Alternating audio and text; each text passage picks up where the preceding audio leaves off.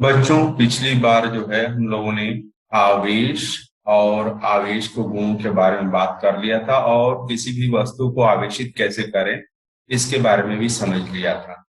और आज हम लोग जो है बात करेंगे कूलाम के नियम के बारे में, जो कि एक बहुत ही महत्वपूर्ण नियम है वैद्युत स्थैतिकीय के लिए। यानी जब चार्जेज जब विरामावस्था में होते हैं तो उनके बीच लगने वाले जो बल हैं वो बल को कैसे मापे। हम लोगों ने सीखा कि अगर यहाँ पर एक आवेश है, ये मान लीजिए प्लस आवेश है Q1, और उससे कुछ दूरी पर दूसरा एक आवेश रख दिया जाए Q2, तो वो एक दूसरे को क्या करते हैं, प्रतिकर्षित करेंगे। प्रतिकर्षित करने का क्या मतलब है, वो एक दूसरे के ऊपर बल लगाएंगे। Q1 जो है Q2 पर इधर की तरफ बल लगाएगा और Q2 जो है Q1 पर इधर की तरफ बल लगाएगा, दोनों एक दूसरे को प्रतिकर्षित करेंगे।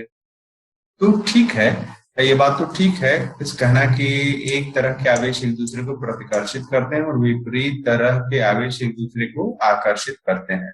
लेकिन भौतिक विज्ञान जो है एक ऐसा विषय है जिसमें आप किसी भी चीज के बारे में अगर बात करते हैं तो आपको यह तरीका बतलाना पड़ेगा कि आप जो आवेशों के बीच में, जैसे यहाँ उदाहरण के तौर पर ले लिया जाए, आवेशों के बीच में लगने वाले बल को कैसे मापा जाएगा, मेजरमेंट आपको बताना पड़ेगा। तो सबसे पहले जो है कूलाम साहब ने दो आवेशों के बीच लगने वाले बल के बारे में बात किया और उन्होंने एक नियम दिया कि दो बिंदु आवेश जो स्थिर है। शब्दों को बार बार रिपीट करने का मतलब है कि इन दोनों शब्दों पर आप ध्यान रखिएगा। आवेश होना चाहिए बिंदु आवेश और वो स्थिर होने चाहिए, उनके लिए ही कूलाम का नियम लागू होता है। तो अगर दो बिंदु आवेश है और वो स्थिर अवस्था में है तो उनके ऊपर लगने वाले बल को जो है कूलाम के नियम से दिया जाता है। और यह नियम क्या कहता है, आइए समझते हैं। आइए हम लोग कूलाम के नियम के बारे में पढ़ते हैं।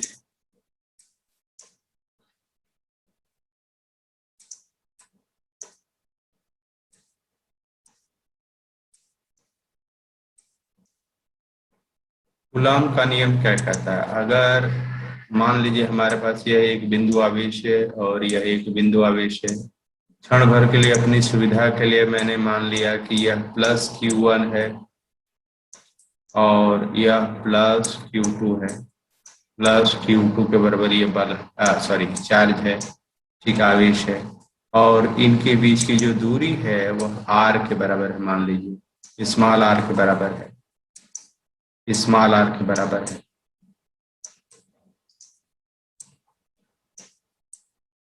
तो ये एक दूसरे के ऊपर क्या करेंगे, बल लगाएंगे। इस पर इधर की तरफ लगेगा और इस पर बल इधर की तरफ लगेगा, ठीक है। अब ये जो बल लगेगा इस पर फोर्स F और इस पर जो फोर्स F लगेगा, यह फोर्स किन बातों पर निर्भर करता है। कूलाम साहब ने कहा कि अगर इन दोनों आवेशों के बीच में जो जगह है वहां पर कुछ भी ना, हवा भी नहीं, ठीक है, तो उन्होंने कहा कि जो लगने वाला बल है जिसको कूलम्बिक फोर्स बोलते हैं वह समानुपाती होता है Q1 इंटू Q2 के, ठीक है। मतलब दोनों आवेशों के परिमाणों के गुणनफल के समानुपाती होता है और यही बल जो है व्युत्क्रमानुपाती होता है किसके, दोनों आवेशों के बीच की दूरी के वर्ग के व्युत्क्रमानुपाती होता है।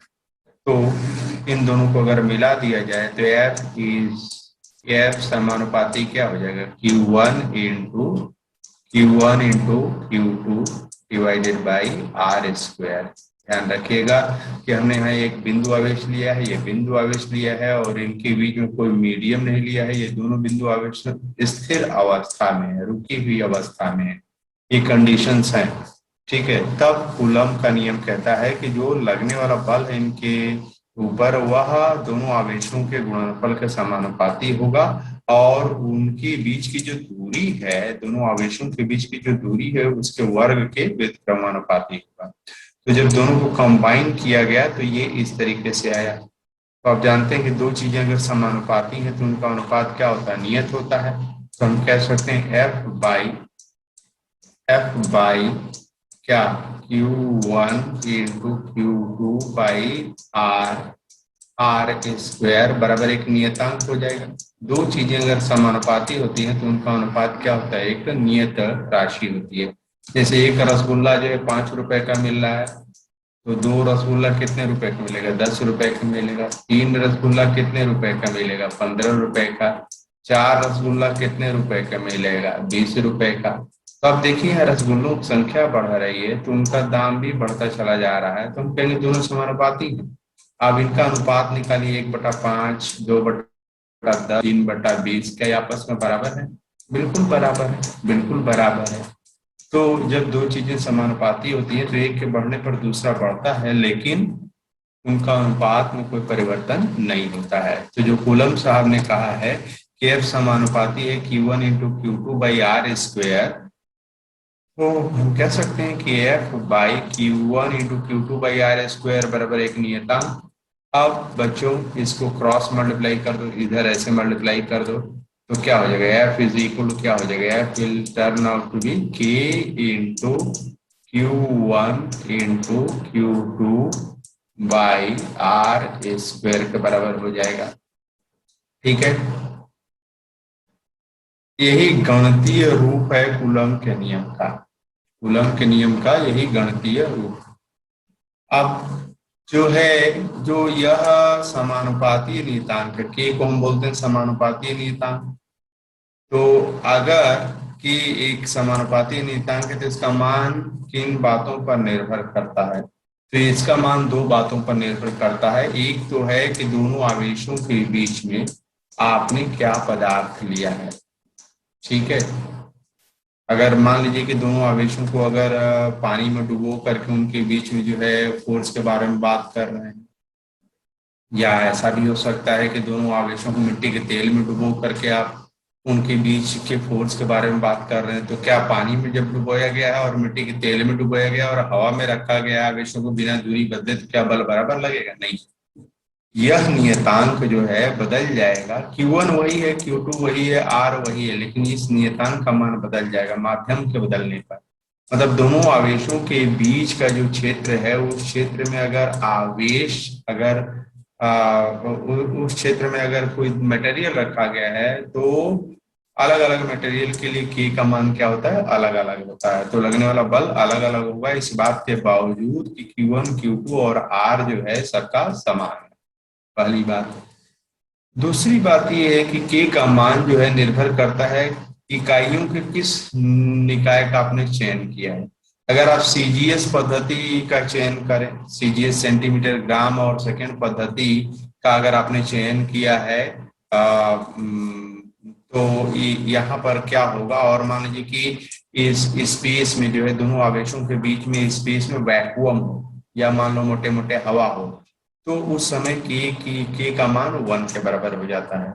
लेकिन अगर मान लीजिए कि आपने जो है निर्णय किया कि हम सीजीएस पद्धति का उपयोग नहीं करेंगे, हम एसआई पद्धति का उपयोग करेंगे, तो अगर आपने एसआई पद्धति का उपयोग करने के बारे में सोचा है, ठीक है, अगर आपने एसआई पद्धति का उपयोग करने के बारे में सोचा, यानी डिस्टेंस को मीटर में नापेंगे, आवेशों को कूलाम में नापेंगे, बल को न्यूटन में नापेंगे, तो अगर आपने ऐसा तय कर लिया है तब जो, और इनके बीच में अगर मान लीजिए इनके बीच में कोई माध्यम नहीं, तब उस समय के का मान जो होता है, के का मान जो होता है वो होता है 1/4 पाई एप्सिलॉन नॉट,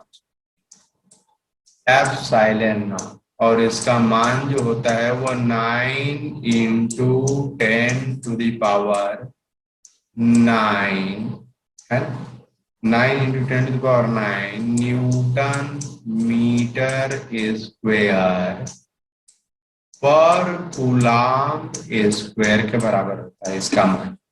ठीक है, शर्तें भी तो याद रखिए कि जब इन दोनों हमने सिस्टम ऑफ यूनिट जो प्रयोग किया है वो ऐसा ही सिस्टम यूज किया है, और दोनों दोनों आवेशों के बीच में जो है निर्वात अगर है, तो भैया हम के का मान कितना लेते हैं, के का मान 1/4πε0 के बराबर लेते हैं, जहां 1/4πε0 की वैल्यू 9 × 10⁻⁹ न्यूटन मीटर स्क्वायर पर कूलाम स्क्वायर के बराबर होता है।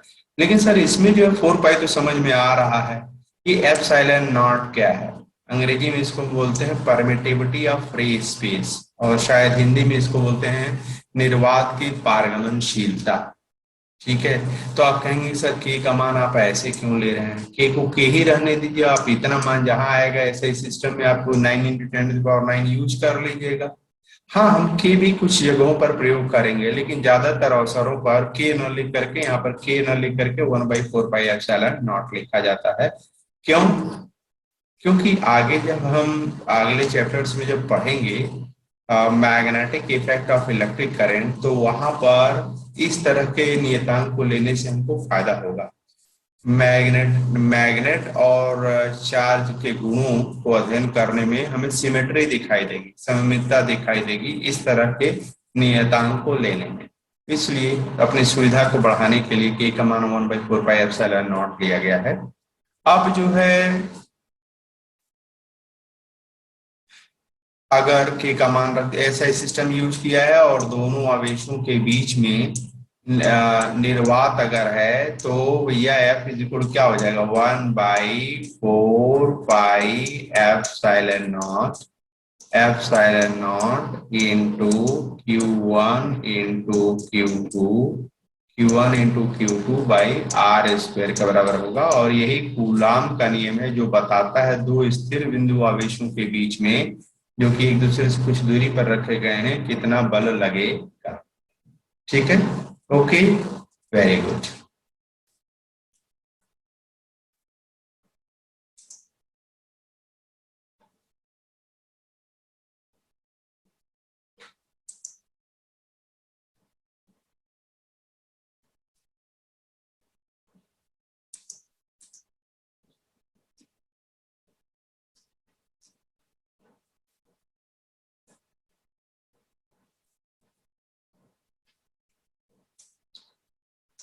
देखिए एनसीईआरटी के पेज नंबर 11 पर जो है निर्वात की विद्युतशीलता, पारगमनशीलता नहीं विद्युतशीलता, सॉरी, ठीक है, या निर्वात का परावैद्युतांक, ठीक है, विद्युतशीलता, पारगमनशीलता नहीं विद्युतशीलता। पारगमनशीलता जो है मैग्नेटिज्म में आएगा, सॉरी फॉर दैट।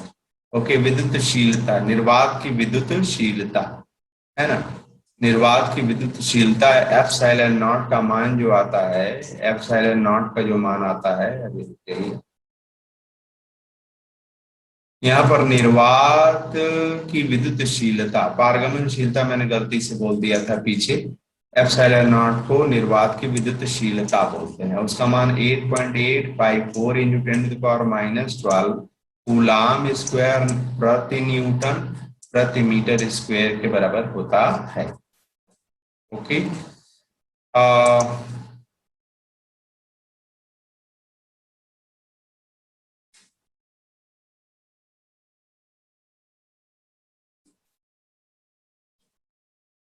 कूलाम के नियम की कुछ कमियां भी हैं, कूलाम के नियम की कुछ कमियां हैं। और पहली कमी है कि इसको लगाते समय दोनों आवेश क्या होने चाहिए, रेस्ट में होने चाहिए, स्थिर अवस्था में होना चाहिए। ठीक है, और दूसरी बात यह है कि जो आवेश होने चाहिए वो पॉइंट चार्जेज होने चाहिए, है ना, बिंदु आवेश होने चाहिए। बड़े आवेश होंगे तो क्या होगा, चार्ज का फैलाव हो जाएगा, तो किस चार्ज से कितनी दूरी लेना है ये बहुत कठिन हो जाएगा। तो बिंदु आवेश है तो इस बिंदु से इस बिंदु के बीच की दूरी यार आपको बिल्कुल क्लियर मिल जाएगा, इसलिए भाई बिंदु आवेश लिया जाता है। और तीसरी बात जो है कि आवेशों के बीच में जो दूरी होनी चाहिए वो 10⁻15 मीटर से ज्यादा होनी चाहिए। न्यूक्लियस के भीतर जब आप जाते हैं तो मान लीजिए प्रोटॉन प्रोटॉन है, न्यूक्लियस के भीतर प्रोटॉन प्रोटॉन है, तो उसके बीच में तो रिपल्सिव फोर्स लगेगा, प्रतिकर्षण बल लगेगा, लेकिन वह एक नए तरीके का बल भी कार्य करने लगता है जिसको हम बोलते हैं स्ट्रॉन्ग न्यूक्लियर फोर्स, और ये न्यूक्लियस के भीतर ही लगता है, बाहर आने पर नहीं लगता है। तो न्यूक्लियर रेंज में जो है दोनों मिक्सअप होना चालू हो जाते हैं, कूलाम्बिक फोर्स और स्ट्रॉन्ग न्यूक्लियर फोर्स। दोनों जो है मिक्सचर फॉर्मेट में मिलना चालू हो जाते हैं। इसलिए भाई हम ये मान करके चलते हैं कि जो इसका रेंज होगा जो कूलाम्बिक फोर्स, दो बिंदु आवेशों के बीच में जो लगने वाला बल है, उसका रेंज जो होगा वो नहीं 0 सेंटीमीटर या मीटर की दूरी पर नहीं, 10⁻⁻15 मीटर से लेकर के इन्फिनिटी तक लगे।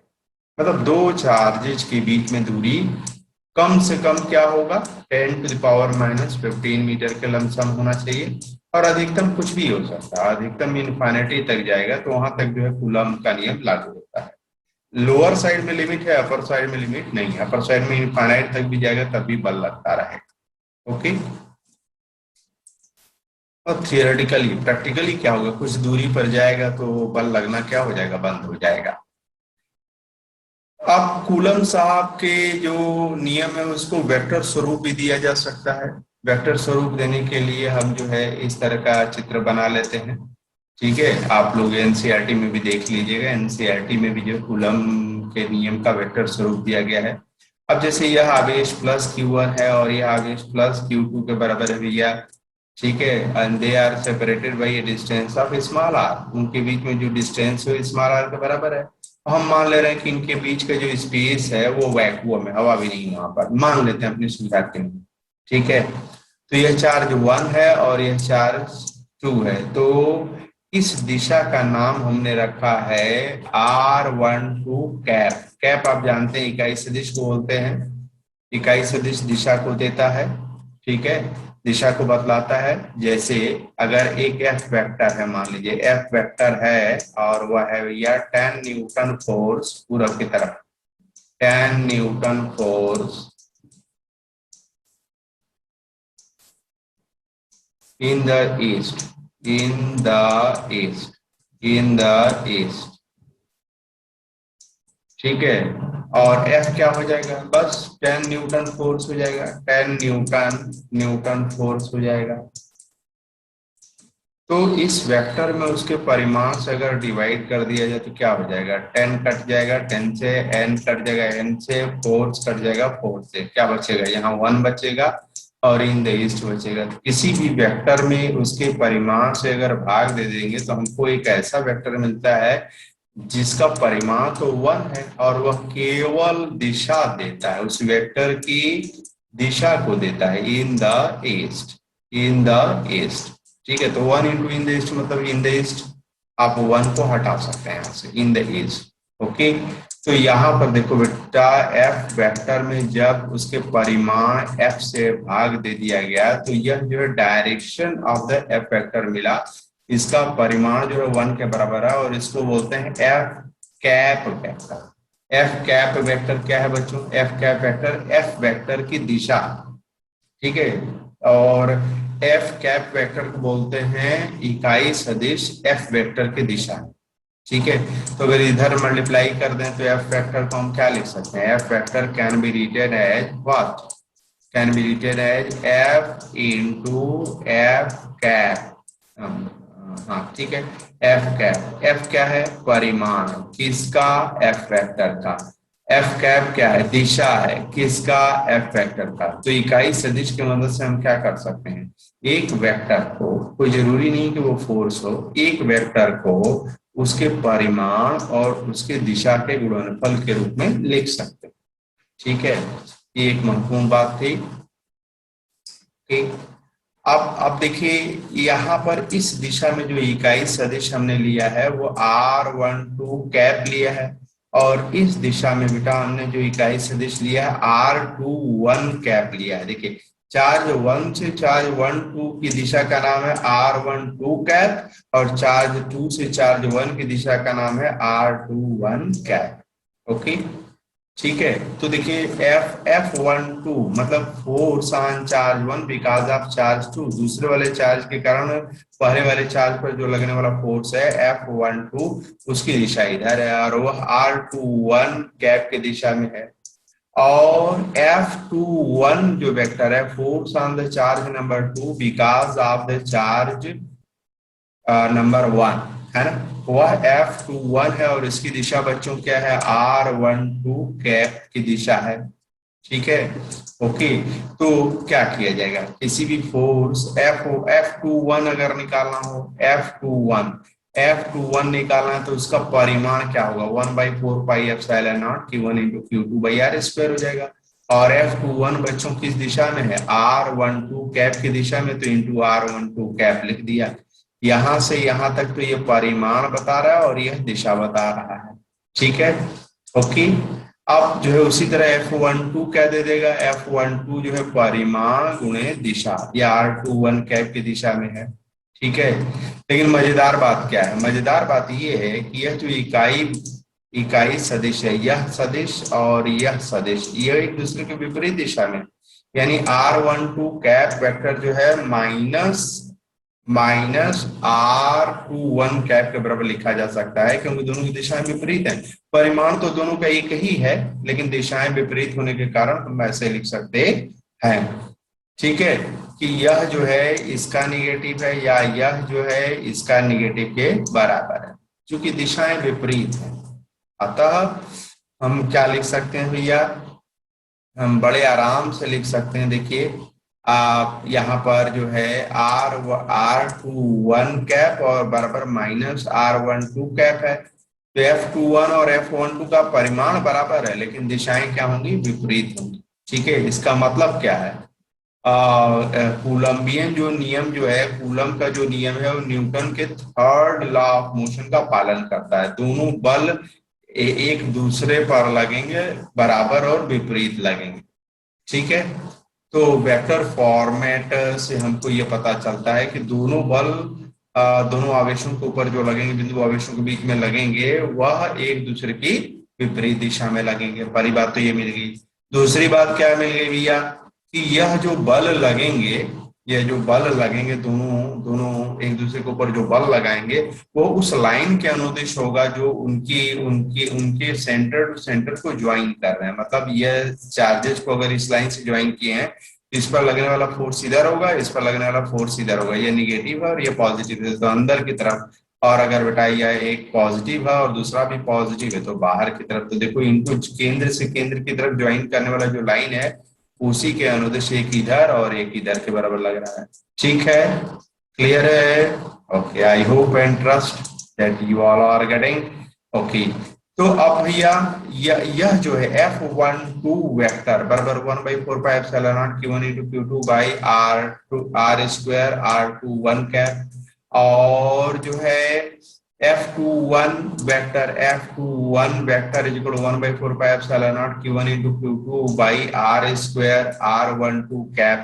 ये जो है ये वेक्टर स्वरूप है, कूलम्ब के नियम का वेक्टर स्वरूप है। वेक्टर स्वरूप क्यों है, इसमें दिशा भी है। ठीक है, तो शुरू में तो मैंने परिमाण के बारे में बात किया, शुरू में जो बात किया तो परिमाण के बारे में बात किया था कूलम्ब्स लॉ में, लेकिन उसका वेक्टर स्वरूप को भी हमने डिस्कस किया। वेक्टर स्वरूप से दो बातें हमको मिलती हैं। पहली बात कि दोनों एक दूसरे के ऊपर बराबर और विपरीत बल लगाते हैं, और दूसरी बात हमको मिलती है कि वो उस लाइन के अनुदिश बल लगाते हैं जो उन दोनों को सेंटर टू सेंटर ज्वाइन करते हैं, बिंदु आवेश। ठीक है, ओके। तो आज के लिए यहीं पर छोड़ देते हैं, लेकिन आपके लिए प्रश्न दिया जा रहा है कि कूलम्ब के नियम को आप लिखिए कॉपी में और उसको मुझे भेजिए। और दूसरी बात यह है कि कूलम्ब के नियमों की कमियां भी लिख करके हमको भेजिए। ठीक है, तो ये दो वर्क दिया जा रहा है। मैं आशा करता हूं कि आप लोग इसका पालन करते हुए आप मुझे व्हाट्सएप करेंगे, और मैं उसको देख करके मैं आपको फीडबैक दूंगा। Okay, thank you very much.